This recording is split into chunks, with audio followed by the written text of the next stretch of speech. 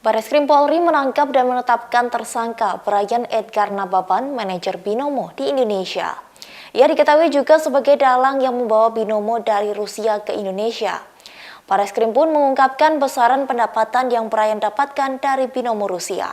Dikutip dari Tribun News pada Jumat 8 April 2022, Kasubdit 2 Direktorat Tindak Pidana Ekonomi Khusus Bareskrim Polri, Kombes Pol Chandra Sukma Kumara, menyampaikan gaji yang didapatkan Brian Edgar.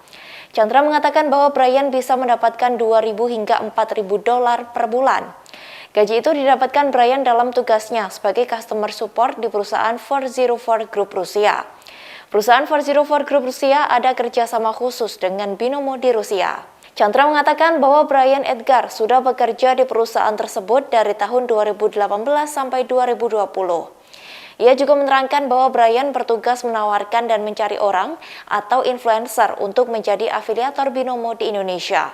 Dua afiliator yang berada di bawah naungannya adalah Fakta Rich dan Indra Kents.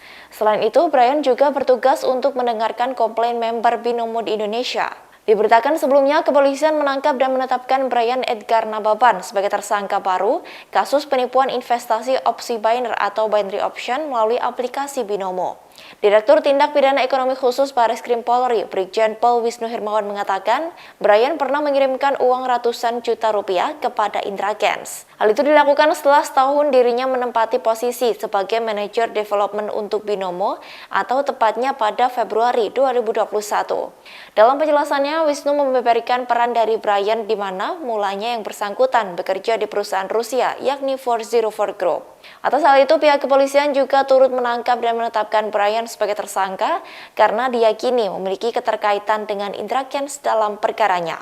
Untuk saat ini, polisi telah melakukan penahanan terhadap Brian Edgar. Yang bersangkutan akan ditahan untuk 20 hari ke depan, terhitung sejak 1 April 2022 guna proses pendalaman penyidikan.